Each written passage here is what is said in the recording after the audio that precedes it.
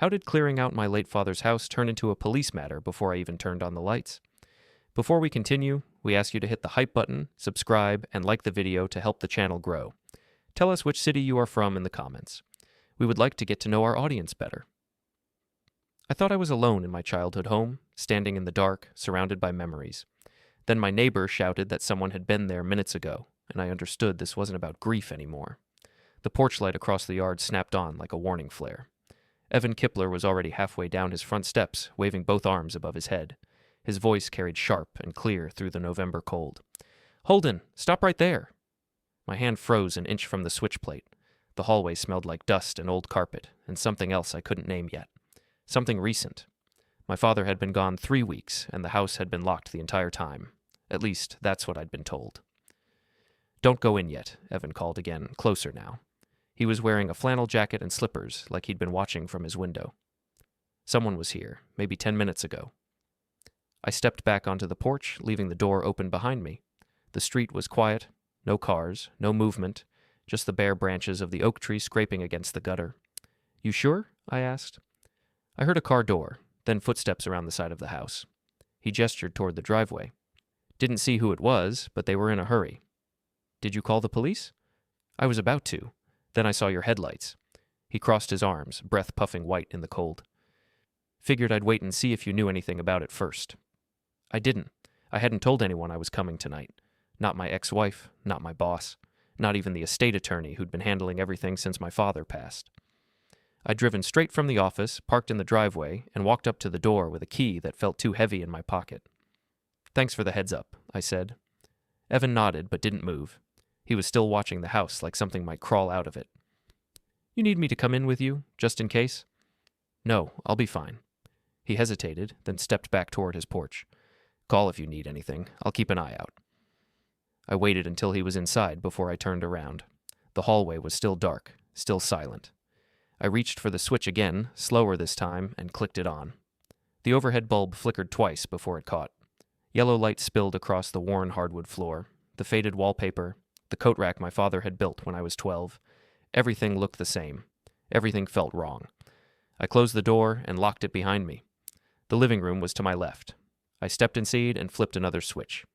The lamp on the side table came to life, casting long shadows across the couch and the bookshelf and the coffee table that still had his reading glasses sitting on top of it.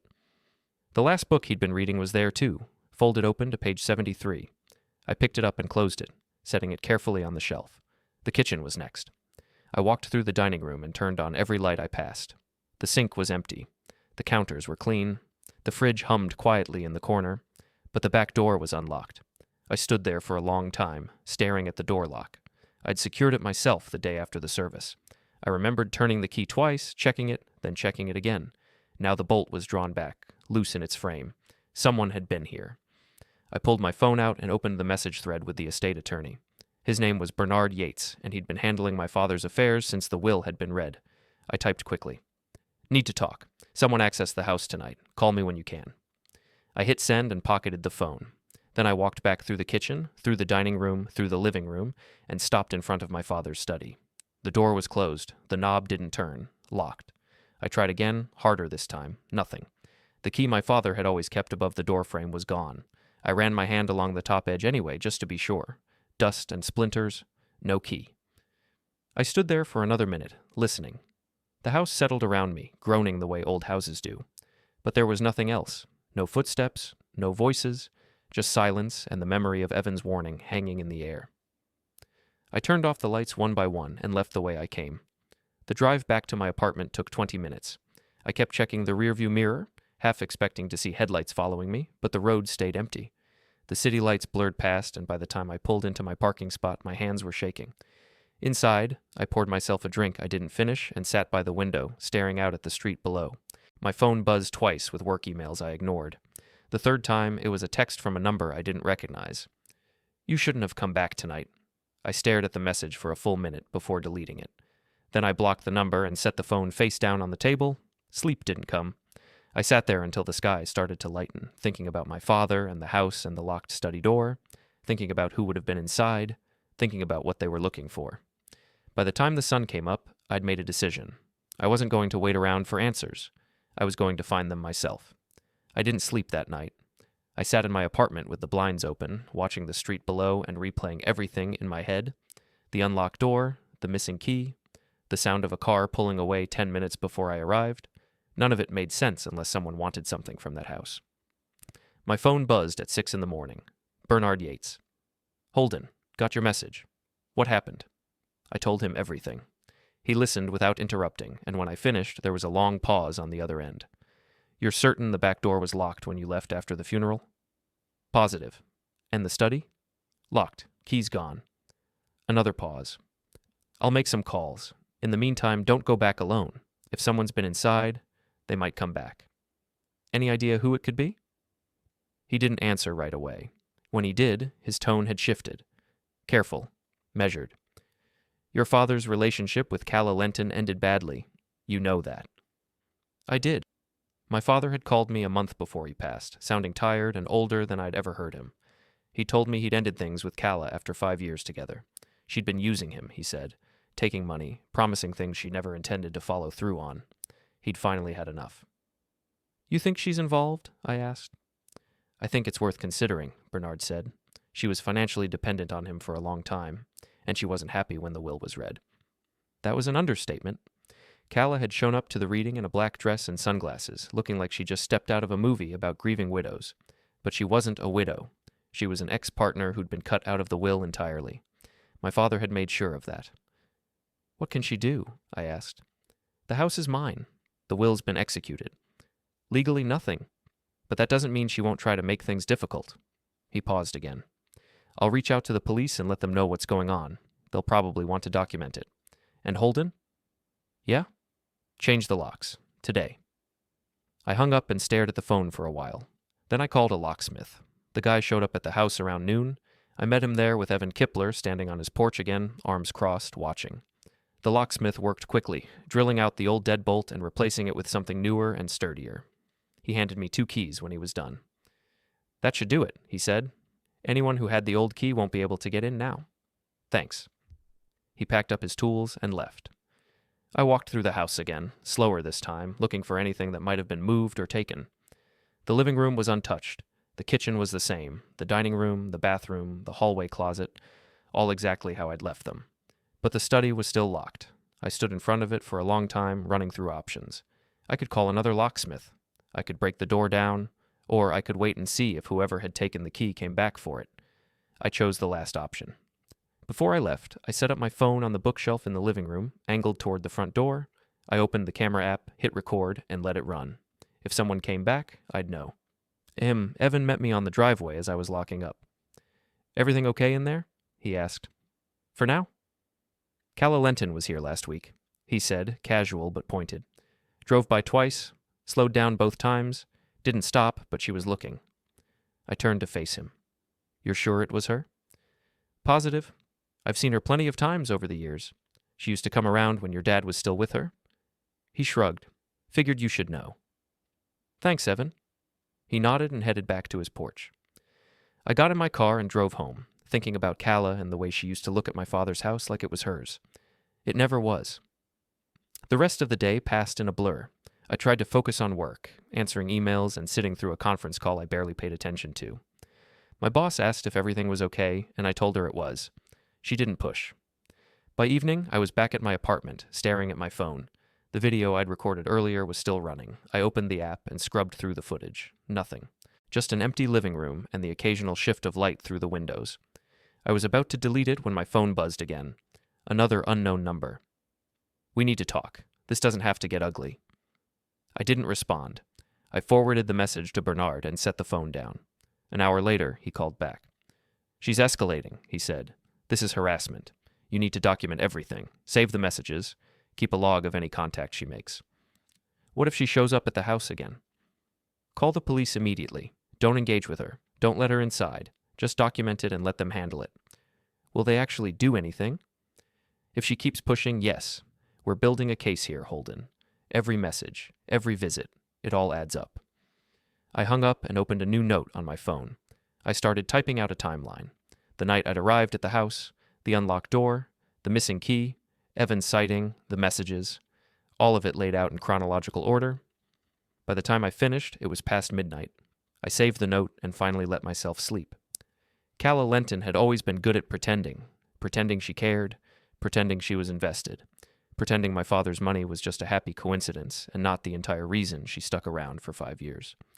I'd met her twice during their relationship, once at a holiday dinner where she spent the whole night laughing too loud and touching my father's arm like she was performing for an audience, and once at a birthday lunch where she spent 20 minutes explaining why I should be grateful she was taking care of him in his old age.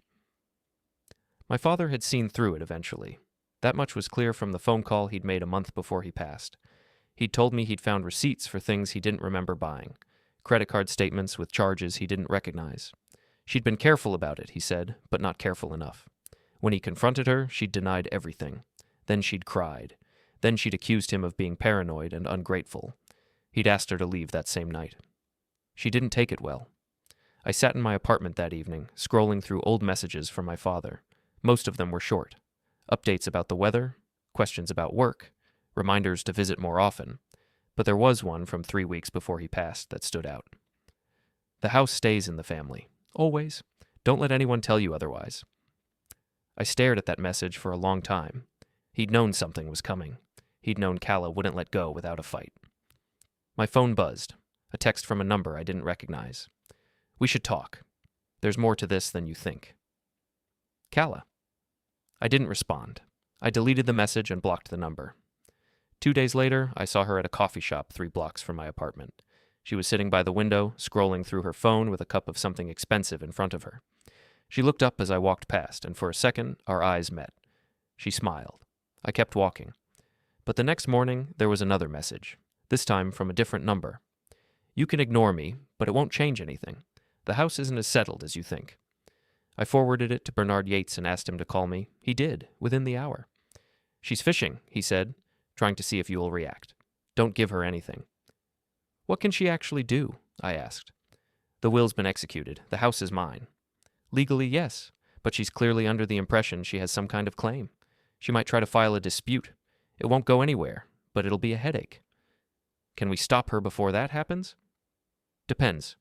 Do you have documentation of the breakup? Anything that shows she was removed from his life before he passed? I thought about it. There might be something in his study, but it's locked. Then we need to get in there, Bernard said. Sooner rather than later. I'll schedule a meeting at the house. Bring a locksmith if you need to. We'll open that door and document everything inside. When? End of the week. I'll let you know the time. I hung up and stared at the blocked numbers on my phone. Calla wasn't going to stop. She was going to keep pushing until something gave. But I wasn't going to let it be me. The rest of the week dragged. I went to work, sat through meetings, answered emails, but my mind was always somewhere else, always back at the house, always wondering what was inside that locked study. On Wednesday, I got another message. Your father made promises. You're breaking them. I didn't respond. I added it to the timeline and kept moving. On Thursday, Evan called. She was back, he said, last night around 11.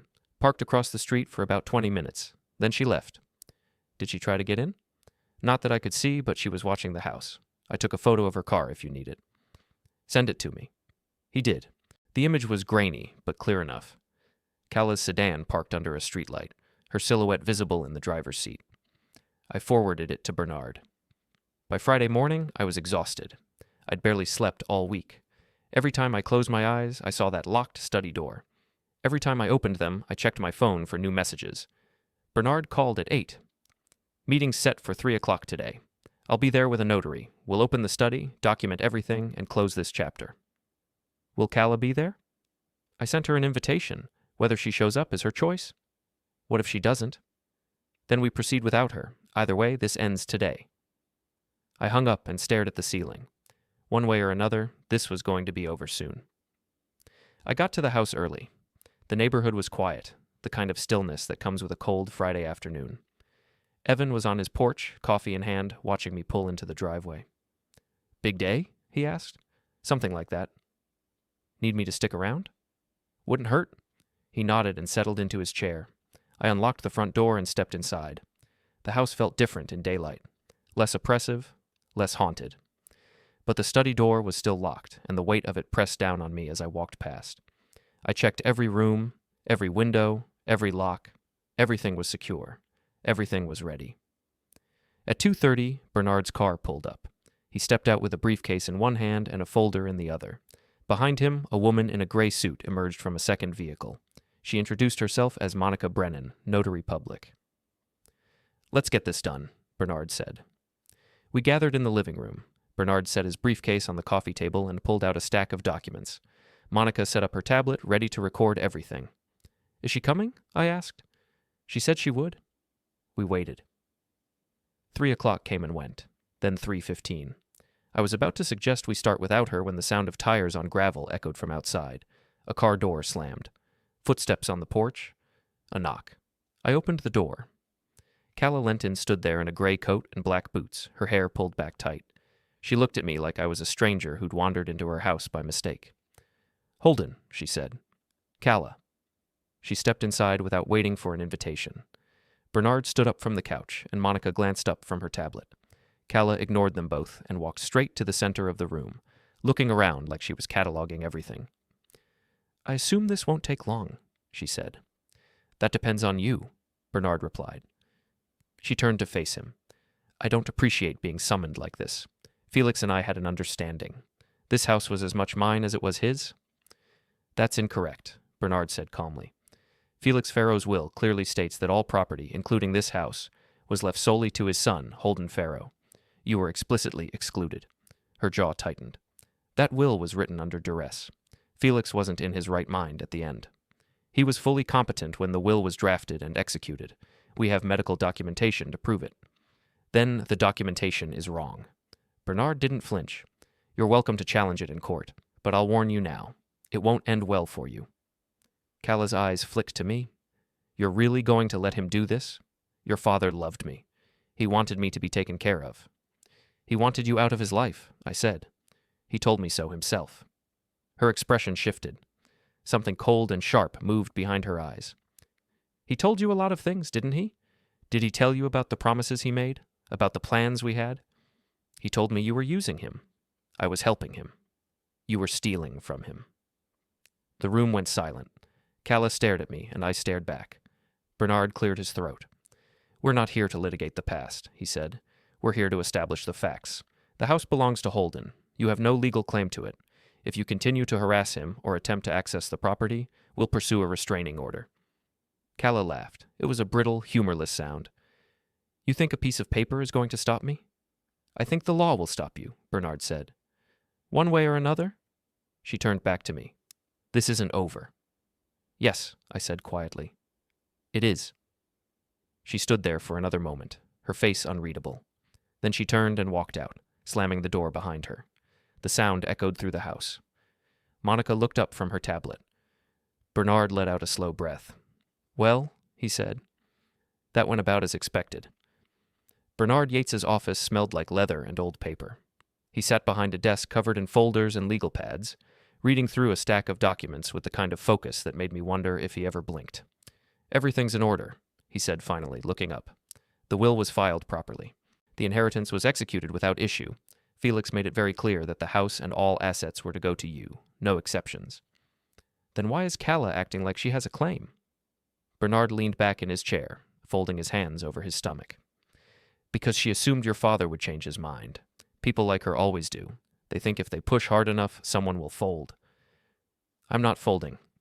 "Good, because here's what I found." He pulled a folder from the stack and slid it across the desk. "Your father filed a formal request to remove Calla Lenton from any financial access 3 weeks before his passing. He also changed the locks on the house and updated his will to explicitly exclude her from any inheritance or claim." I opened the folder and scanned the documents inside. Bank records, notarized statements, a timeline of withdrawals that lined up perfectly with what my father had told me over the phone. "She was taking money the entire time," I said. "Yes, and he documented all of it." Bernard tapped the folder. "This is why she's nervous. She knows if this goes public, she'll have a hard time defending herself." "Has she filed anything yet?" "No, but she's been asking questions, calling the courthouse, trying to find loopholes." He paused. "She also tried to access the house again last week." I looked up sharply. "How do you know?" "Evan Kipler called me, said he saw her in the driveway at 2 a.m. She didn't go inside, but she was looking through the windows." "Did he call the police?" "He did. They took a report but didn't pursue it. No forced entry, no damage. Just trespassing, technically. Bernard leaned forward, but it establishes a pattern, and if she keeps it up, we can get a restraining order. I closed the folder and handed it back. When's the meeting at the house? We already had it, but we still need to open that study. I've arranged for a locksmith to meet us there on Monday. We'll document everything inside and make sure there's no ambiguity about ownership. What if there's something in there that helps her case? There won't be. Your father was meticulous. If anything, we'll find more evidence against her. I left the office and drove to the police station. The lobby was quiet, just a couple of people filling out forms and a bored-looking officer behind the front desk. I asked to file a report about the trespassing and the messages. He took my information, typed it into a computer, and handed me a case number on a slip of paper. Someone will follow up if we need more details, he said. But unless there's forced entry or threats, there's not much we can do. Understood. I walked back to my car and sat there for a while, staring at the case number. It wasn't much, but it was something. A record. A trail. Proof that Calla wasn't just in my head. That night, I went back to the house. The new locks held firm when I tested them. The windows were secure. The back door was bolted from the inside. Everything was exactly how I'd left it, except for the study. I stood in front of it again, hand resting on the knob. I could hear Bernard's voice in my head, telling me to wait until Monday. But part of me wanted to kick the door down right then and there, to see what my father had locked away, to know what Calla was so desperate to find. I didn't. I turned off the lights and left. Monday would come soon enough. The weekend passed slowly. I tried to distract myself with errands and chores, but my mind kept drifting back to the house, to the study, to whatever was waiting behind that locked door. On Sunday evening, I got a call from an unknown number. I almost didn't answer, but something made me pick up. Holden Farrow? A woman's voice. Not Calla. Yes. This is Detective Rachel Ortiz with the County Sheriff's Office. I'm calling about the report you filed regarding harassment and trespassing at your father's property. I sat up straighter. Yes. What about it? We've been reviewing the case, and I'd like to ask you a few questions.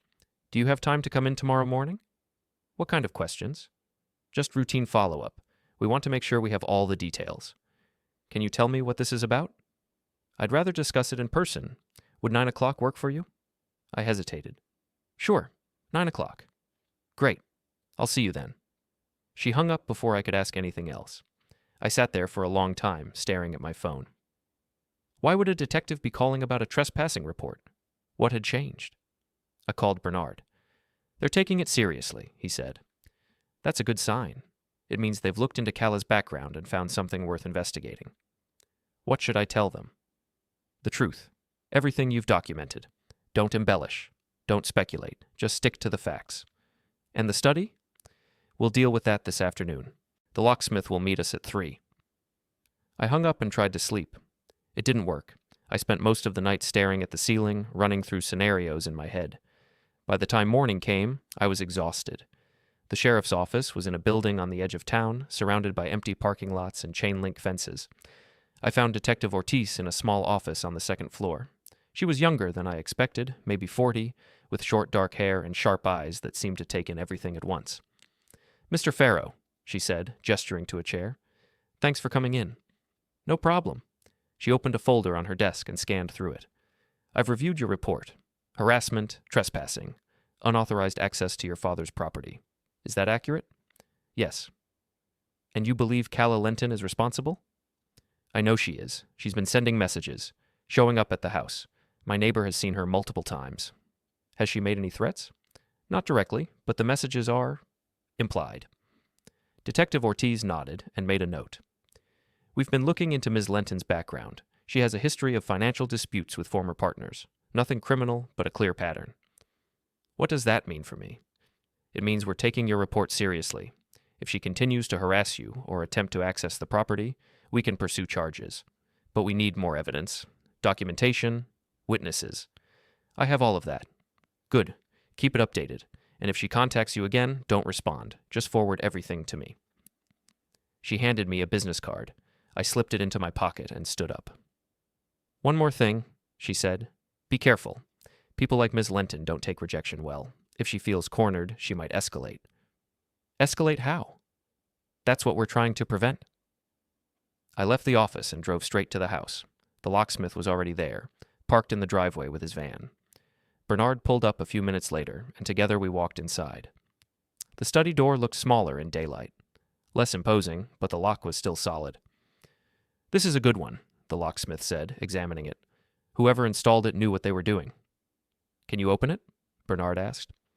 "Yeah, give me a few minutes." He worked quickly, drilling out the mechanism and replacing it with a temporary handle. When he was done, he stepped back and gestured to the door. "All yours." I reached for the handle and turned it. The door swung open. The study was smaller than I remembered. A desk sat against the far wall, covered in papers and folders. Bookshelves lined the other walls, stuffed with old law texts and medical journals. A single window let in weak afternoon light, casting long shadows across the floor. Bernard stepped inside first. He moved carefully, like he was entering a crime scene. Monica followed, tablet in hand, already recording. I stayed in the doorway, looking around. This was my father's space, his sanctuary, the place he came to think and work and be alone. I'd only been inside a handful of times as a kid, and even then I'd felt like an intruder. "Start with the desk," Bernard said. I walked over and opened the top drawer. Inside were pens, paper clips, a half-empty bottle of aspirin. The second drawer was filled with receipts and old bills, neatly organized in labeled folders. The third drawer was locked. "Found something," I said. Bernard came over and examined it. "Do you have a key?" "No." "Then we'll need to open it." The locksmith was gone, but Bernard had a small toolkit in his briefcase. He pulled out a thin metal pick and worked the lock for about 30 seconds before it clicked open. Inside was a manila envelope, thick and sealed with tape. My name was written on the front in my father's handwriting. I picked it up carefully, feeling the weight of it. Bernard watched me, waiting. "Open it," he said. I peeled back the tape and pulled out the contents. Bank statements, copies of checks, receipts for cash withdrawals. All of them dated within the last year of my father's life. All of them signed by Calla Lenton. "She took over 40,000, I said quietly. Bernard leaned over my shoulder, scanning the documents. "This is more than enough to file charges." Why didn't he do it himself? He might have been planning to, or he might have wanted to handle it quietly. Bernard straightened up. "Either way, this gives us leverage." I set the documents on the desk and kept digging. There were letters, too. Handwritten notes from Calla promising to pay him back, apologizing for misunderstandings, blaming her financial troubles on bad luck and circumstances beyond her control. "She knew exactly what she was doing," Monica said, still recording. "These letters are textbook manipulation." At the bottom of the envelope was a folded piece of paper. I opened it and saw my father's handwriting again. "Holden, if you're reading this, it means I'm gone and you're dealing with Calla. Don't let her intimidate you. The house is yours. Everything is yours. She has no claim, no matter what she says. I made mistakes letting her into my life, but I fixed them before it was too late. The documents in this envelope prove everything. Use them, protect yourself. I love you. Dad." I read it twice, then folded it and put it back in the envelope. "We need to make copies of all of this," Bernard said, "and we need to send them to Detective Ortiz. What happens after that? She'll have a choice? Back off completely or face charges?" "You think she'll back off?" Bernard didn't answer right away. He looked around the study, taking in the shelves and the papers and the careful way my father had documented everything. "I think she'll try one more time," he said. "People like her always do, but after that, she'll have no options left." We spent the next hour photographing every document, every receipt, every letter. Monica cataloged everything on her tablet, creating a digital record that couldn't be lost or destroyed. By the time we finished, the sun was setting and the house was growing dark. I locked the study door behind us and walked everyone out to the driveway. Evan was still on his porch, watching. "Everything okay?" he called, getting there. He nodded and went inside. Ed, Bernard, and Monica left in their separate cars. I stood in the driveway for a while, staring at the house. It looked different now. Less haunted. Less heavy. Like something had been lifted from it. I got in my car and drove home. That night, I slept for the first time in a week. The next morning, I received an email from Bernard. He'd sent copies of everything to Detective Ortiz, along with a formal request to investigate Calla for fraud and harassment. The subject line read, "This ends now." I forwarded the email to my personal files and closed my laptop. For the first time since my father's funeral, I felt like I could breathe. But the feeling didn't last. On Wednesday, I got a call from Detective Ortiz. "We've reviewed the documents," she said. "This is a strong case. We're moving forward with an investigation. What does that mean? It means we'll be contacting Ms. Lenton for questioning. If she doesn't cooperate, we'll escalate. How long will that take? Hard to say. Could be a few days, could be a few weeks, but we'll keep you updated. She hung up, and I sat there, staring at my phone. A few days turned into a week, then 2. I went back to work, trying to focus on deadlines and meetings and projects. But my mind was always somewhere else, always wondering when Calla would make her next move. On Thursday of the second week, Evan called. "She's back," he said.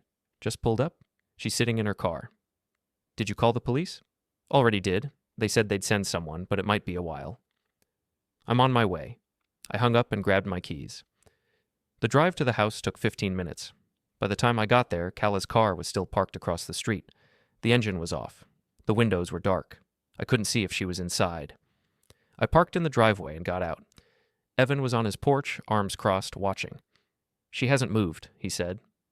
I walked toward the car, slowly, keeping my phone in my hand. When I got close enough, I could see her sitting in the driver's seat. She was staring straight ahead, hands on the steering wheel. I knocked on the window. She turned to look at me. Her face was blank. No anger, no fear, just nothing. "You need to leave," I said. She rolled down the window. "This is a public street. You're harassing me. I'm sitting in my car. You've been warned. If you don't leave, the police will make you." She smiled. It was a small, cold smile. "Go ahead and call them. I'll be gone by the time they get here." "Why are you doing this?" "Because I can." I stepped back and pulled out my phone. I dialed Detective Ortiz's number and waited. Calla started her car. By the time the detective answered, Calla was already pulling away. "She's gone," I said. "We'll add it to the file. Keep documenting." I hung up and walked back to the house. Evan met me on the porch. "That woman's not right," he said. "No, she's not." I went inside and locked the door behind me. Then I called Bernard. "She's not going to stop," I said. "Not until we make her." "Then we make her," Bernard replied. "I'll schedule the final meeting. We'll present everything to her formally. Give her one last chance to walk away. If she doesn't, we file charges." "When?" "Friday, 3 o'clock, same place." I hung up and sat down on the couch. The house was quiet. Too quiet. I turned on the TV just to fill the silence, but I wasn't watching it. I was thinking about Friday, about what would happen when Calla realized she'd lost. I was thinking about what my father would have done, and I knew exactly what I had to do. Friday arrived cold and gray. I got to the house an hour early and walked through every room, making sure everything was in place. The living room, the kitchen, the hallway, all of it quiet and still and waiting. Evan Kipler was on his porch again when Bernard's car pulled into the driveway. He waved, and I waved back. Monica followed in a separate vehicle, carrying her briefcase and tablet. She nodded at me as she walked up the steps. "Let's finish this," Bernard said. We gathered in the living room. Bernard set his briefcase on the coffee table and pulled out 2 folders. One was the original documents from the study. The other was a new file, thick with legal papers and official stamps. Monica set up her tablet and opened a recording app. "Everything will be documented," she said, "for the record." I nodded and sat down on the couch. My hands were shaking slightly, but I kept them folded in my lap. "Is she coming?" I asked. "She said she would." 10 minutes passed, then 15. I was starting to think she'd changed her mind when I heard the sound of tires on gravel. A car door slammed, footsteps on the porch, a knock. I stood up and opened the door. Calla Lenton stood there in the same gray coat, her hair pulled back, her expression unreadable. She looked at me for a long moment before stepping inside. "Holden," she said. "Calla." She walked past me without waiting and stopped in the center of the room. Her eyes swept over Bernard, then Monica, then back to me. "I assume this is important?" she said. "It is," Bernard replied. He gestured to the chair across from him. "Please sit." She didn't. She stayed standing, arms crossed, waiting. Bernard opened the first folder and pulled out the bank statements. "These documents show a pattern of unauthorized withdrawals from Felix Farrow's accounts over the course of 18 months. The total amount exceeds $40,000. Calla's expression didn't change. "Felix gave me that money. He was helping me." "That's not what these letters suggest." Bernard pulled out the handwritten notes. "These are your own words. Apologies. Promises to pay him back. Acknowledgments that you'd taken money without permission. He forgave me for that. He ended the relationship because of it, Bernard said, 1 month before he passed. He also filed formal requests to remove you from all financial access and updated his will to explicitly exclude you from any inheritance. Calla's jaw tightened. That will is invalid. It's not, and we have medical documentation proving Felix was fully competent when it was executed. Then the documentation is wrong. Nah, you're welcome to challenge it in court, but I'll warn you, it won't end well. Calla turned to me. You're really going to let him do this? After everything I did for your father? You didn't do anything for him, I said quietly. You used him. I loved him. No, you didn't. Her face hardened. You don't know what you're talking about. I know exactly what I'm talking about. I stood up and walked over to the coffee table. I picked up the second folder and opened it. Inside were the documents we'd found in the study, along with my father's handwritten note. I pulled out the note and held it up. He wrote this before he passed. He knew you'd come after the house. He knew you'd try to manipulate me the same way you manipulated him, and he made sure I had everything I needed to stop you. Calla stared at the note, her face unreadable. Then she laughed. It was a harsh, brittle sound. You think a piece of paper is going to change anything? It already has, Bernard said. Detective Ortiz has opened an investigation into your financial activities. If you don't cease all contact with Holden and this property immediately, you'll be facing charges. For what? Fraud, harassment, trespassing. Take your pick. Calla's smile faded. She looked at Bernard, then at Monica, then back at me. For the first time since she'd walked in, I saw something shift in her expression, something like fear. This is ridiculous, she said. I haven't done anything wrong. The evidence says otherwise, Bernard replied. He pulled out another document. This is a restraining order. If you come within 500 feet of this property or contact Holden in any way, you'll be arrested. He slid the document across the table. Calla stared at it but didn't pick it up. You can't do this, she said. We already have. The room went silent. Calla stood there frozen, her hands clenched into fists. Then she turned and walked toward the door. This isn't over, she said. Yes, I said. It is. She stopped in the doorway and looked back at me. Her eyes were cold and hard, but there was something else there too. Something broken. You'll regret this, she said. No, I replied. I won't. She turned and walked out, slamming the door behind her. The sound echoed through the house. Monica looked up from her tablet. Bernard let out a slow breath. Well, he said, that's done. I sat back down on the couch, feeling the weight of the last few weeks finally lifting. The house was quiet again, but this time, it felt different. It felt like mine. Evan knocked on the door a few minutes later. I opened it, and he stood there with his arms crossed, watching Calla's car disappear down the street. She's gone, he said.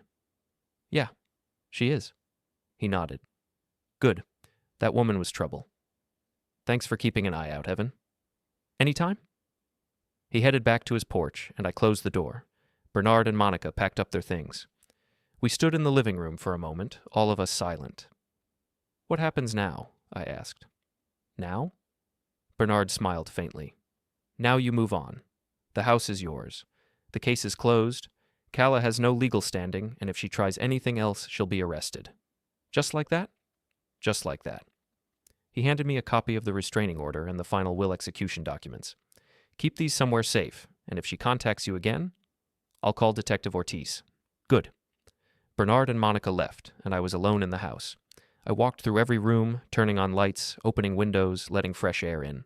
The study door stood open now, the desk cleared, the papers filed away. I sat down in my father's chair and looked around. This was his space, his sanctuary, and now it was mine. I pulled out my phone and opened the message thread with my father. The last message he'd sent was still there, 3 weeks before he passed. The house stays in the family, always. Don't let anyone tell you otherwise. I read it one more time, then closed the app. Outside, the sun was setting. The sky was orange and pink and gold. I stood up and walked to the window, watching the light fade. For the first time in weeks, I felt at peace. The next 2 weeks passed quietly. I went back to work, catching up on projects I'd neglected. My boss stopped asking if I was okay. My coworkers stopped giving me sympathetic looks in the hallway. Everything went back to normal. Except it wasn't normal. Not really. Every time my phone buzzed, I checked to see if it was Calla. Every time I drove past the house, I looked for her car parked across the street. Every time I unlocked the front door, I half expected to find it already open, but she was gone. The restraining order had worked.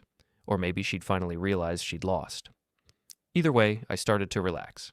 I spent weekends at the house, sorting through my father's things, boxing up clothes for donation, organizing books, cleaning out cabinets. It was slow work, but it felt right, like I was finally saying goodbye. Evan helped sometimes. He'd come over with coffee and stories about the neighborhood, about my father, about the years before I'd moved away. He told me about the time my father had fixed his fence after a storm, about the time he'd helped Evan's wife plant a garden, about the way he'd always waved from the porch every morning. He was a good man, Evan said one Saturday afternoon. Better than most? Yeah, I said. He was. We worked in silence after that, packing boxes and carrying them to my car. By the time the sun set, the house was starting to look empty. Less lived in, less like a home, and more like a space waiting for something new. I locked up and drove back to my apartment. The boxes sat in my trunk for a few days before I finally carried them inside. Most of it was just clothes and books, things I'd donate or sell, but there were a few items I kept. My father's reading glasses, the book he'd been reading, a framed photo of the two of us from when I was a kid. I set the photo on my desk and stared at it for a while. He looked younger then, happier, the kind of happy that comes from not knowing what's ahead. I wondered if he'd known, at the end, that I'd take care of things, that I'd protect the house, that I wouldn't let Calla win. I thought he did. On Monday, I got a call from Detective Ortiz. "Just checking in," she said. "Any contact from Ms. Lenton?" "No, nothing." "Good. We've closed the investigation on our end. She's been warned, and the restraining order is in place. If she violates it, call me immediately." "I will. And Holden, you did the right thing. Not everyone stands up to people like her." "Thanks." She hung up, and I sat there for a moment, feeling something like relief wash over me. It was really over. No more messages, no more visits, no more fighting. Just peace. That evening, I drove to the house one more time. The sun was setting, casting long shadows across the yard. Evan was on his porch, waving. I waved back and unlocked the front door. Inside, the house was quiet. I walked through the rooms, checking windows, testing locks, making sure everything was secure. The study door stood open, the desk empty now. I closed it and turned off the lights. Before I left, I stood in the living room for a long moment, looking around.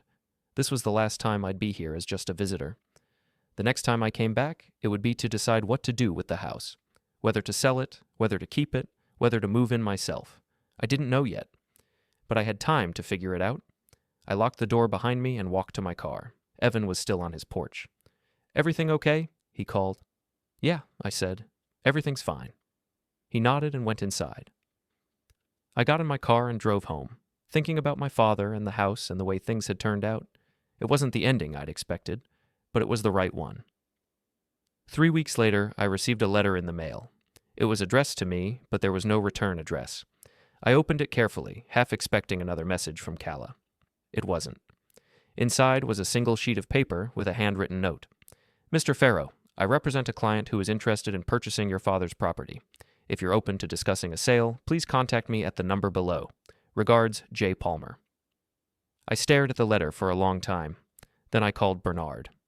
"It's legitimate," he said after I read it to him. "Palmer's a real estate agent. He works with investors who buy and flip houses." "Do you think Calla's behind it?" "It's possible. But it doesn't matter. You're not obligated to sell. And if you do, it'll be on your terms." I folded the letter and set it aside. I wasn't ready to sell. Not yet. But the letter stayed with me. I kept thinking about it, turning it over in my mind. Who was the client? Why did they want the house? What were they willing to pay? A week later, I called the number. A man answered on the second ring. "Palmer Real Estate. This is Holden Farrow. You sent me a letter about my father's property." "Ah, yes. Mr. Farrow, thank you for calling." His voice was smooth and professional. "My client is very interested in the property. They're prepared to make a competitive offer." "Who's your client?" "I'm not at liberty to say, but I can assure you they're serious buyers." "I'm not interested in selling right now." "I understand, but if you change your mind, the offer stands. We're willing to move quickly and pay in cash." "I'll keep that in mind." I hung up and stared at my phone. Something about the call felt off. Too polished, too rehearsed. I called Bernard again. "Run a background check on Palmer," I said. "I want to know who his client is." "I'll see what I can find." 2 days later, Bernard called back. "Palmer's clean. He's been working in real estate for 15 years. No complaints, no red flags. He paused. But I couldn't find any information on his client. The purchase would go through an LLC, which is registered in Delaware. It's a shell company. So we don't know who's behind it. Not without more digging, but my guess? It's someone who doesn't want their name attached to the purchase. Calla. That would be my assumption. I hung up and sat there for a long time, thinking. If Calla couldn't get the house legally, she'd try to buy it. She'd use a shell company to hide her identity, make a cash offer, and hope I'd take it without asking questions. But I wasn't going to let that happen. I called Detective Ortiz. Can you trace the ownership of an LLC? I asked. Depends on the state. Delaware makes it difficult, but it's not impossible. Why? I told her about the letter and the call from Palmer. She listened without interrupting. Send me everything you have, she said. I'll look into it. Thanks. And Holden? Be careful. If this is Calla, she's not giving up. I know. I forwarded the letter and Palmer's contact information to Detective Ortiz, then called Bernard. We need to meet, I said. At the house. Tomorrow. What's going on? I think it's time we end this for good. The house was cold when I arrived the next morning. I'd left the heat off for weeks, and the air inside felt damp and heavy. I turned on the lights and walked through the rooms, checking everything one last time. Bernard showed up an hour later with Monica in tow. They set up in the living room, spreading documents across the coffee table. Detective Ortiz called me, Bernard said. She's looking into the LLC. She thinks she'll have answers by the end of the week. Good. But in the meantime, we need to be prepared. If Calla's behind this, she's escalating. She's not going to stop until she gets what she wants. Then we make sure she doesn't get it. Bernard nodded. I've drafted a formal statement declining the offer. Once we send it, Palmer won't be able to contact you again without violating the restraining order. Do it. He pulled out his laptop and typed quickly. When he finished, he turned the screen toward me. The statement was short and direct, no room for interpretation.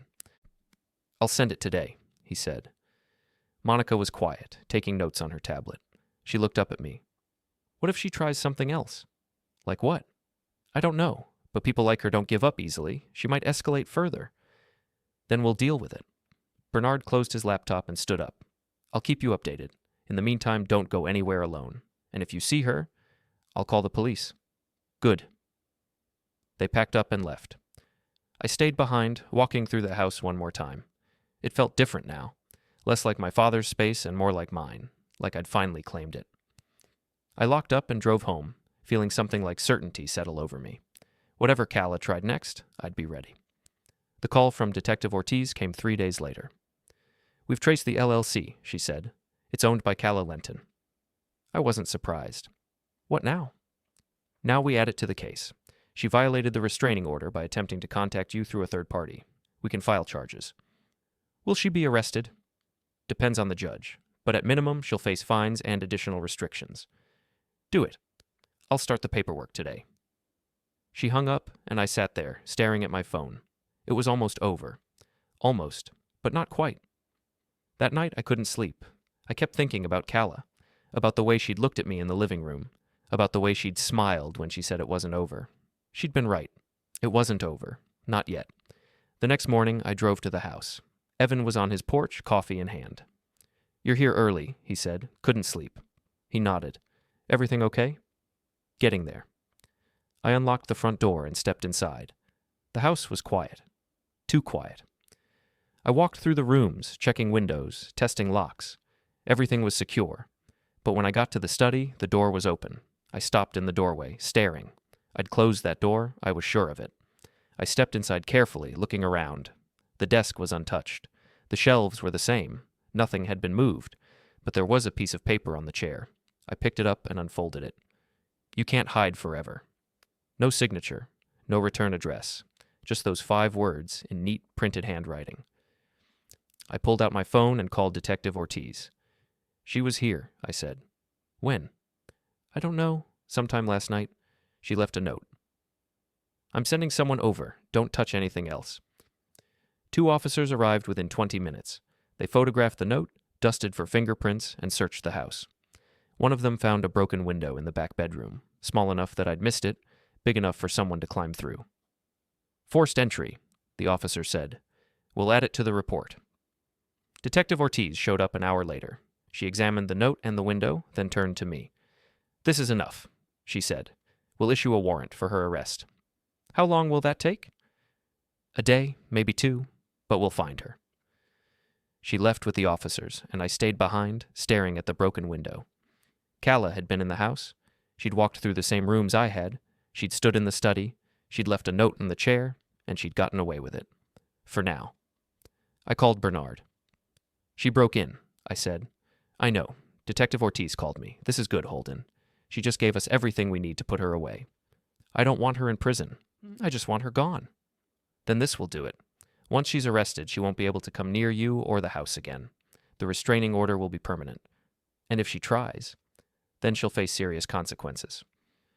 I hung up and sat down on the couch. The house felt different now. Violated. Like something had been taken from it. I spent the rest of the day cleaning, sweeping floors, wiping down surfaces, erasing every trace of Calla's presence. By the time the sun set, the house looked the same as it always had. But it felt different. It felt like mine. The warrant was issued on Friday. Detective Ortiz called to tell me they'd picked Calla up at her apartment that morning. She'd been brought in for questioning and charged with breaking and entering, violating a restraining order, and harassment. "She'll be arraigned on Monday," Detective Ortiz said. "The judge will decide bail. But given her history and the evidence, I expect he'll set it high." What happens after that? Trial. Could take a few months. But the case is strong. She'll likely plead out.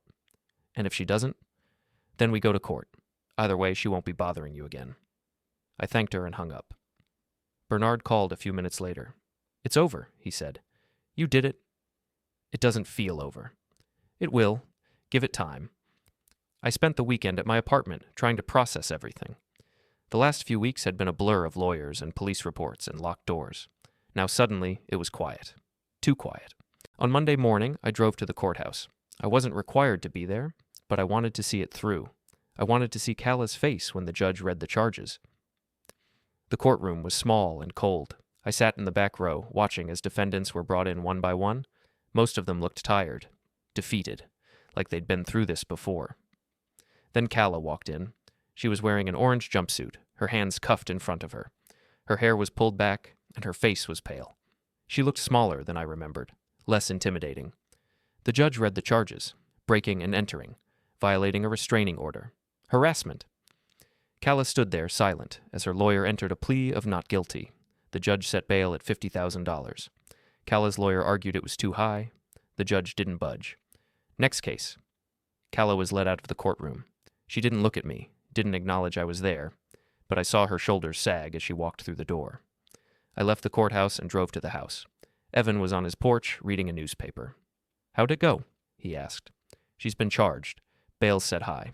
She'll probably stay in custody until the trial." "Good. She deserves it."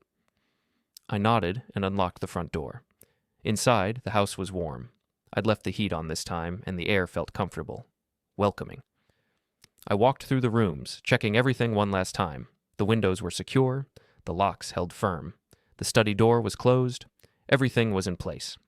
I sat down on the couch and pulled out my phone. There was a message from Bernard. "The trial's scheduled for March. Between now and then, enjoy your peace. You earned it." I set the phone down and looked around the living room. My father's books were still on the shelves. His reading glasses were still on the table. But the house didn't feel like his anymore. It felt like mine. Over the next few weeks, I started making changes. Small ones at first. I repainted the hallway, replaced the old curtains in the living room, fixed the broken window in the back bedroom. Then bigger changes. I moved some of my own furniture in, hung pictures on the walls, set up a workspace in the study.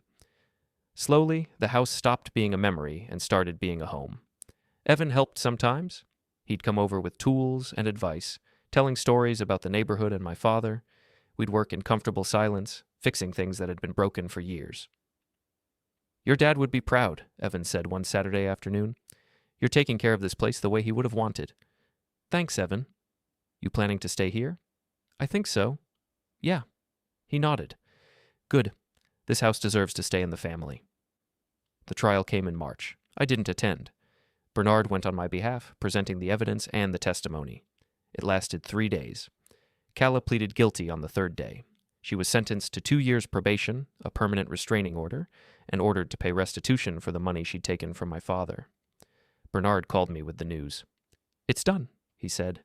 "She's out of your life for good." "What happens if she violates the probation?" "Then she goes to prison. But I don't think she will. She knows she lost." I thanked him and hung up. That evening I sat in the living room, staring at the fireplace. The house was quiet, but it was a good kind of quiet, the kind that comes from knowing you're safe. I thought about my father, about the way he'd fought to protect this place, about the way he'd trusted me to finish what he started. I thought about Calla, about the way she'd tried to take everything and ended up with nothing. And I thought about myself, about the way I'd stood my ground, about the way I'd refused to let her win. I stood up and walked to the study. The desk was clean now, organized with my own papers and files. I sat down in the chair and looked around. This was my space now, my sanctuary. I pulled out my father's note from the drawer and read it one more time. "The house stays in the family. Always. Don't let anyone tell you otherwise." I folded it carefully and put it back. Then I turned off the lights and walked to the front door. Evan was on his porch, waving. I waved back and locked the door behind me. The street was quiet. The sky was clear. Everything was exactly how it should be. I got in my car and drove home, feeling something like victory settle over me. Calla Lenton had tried to take everything, but she'd failed, and I'd won.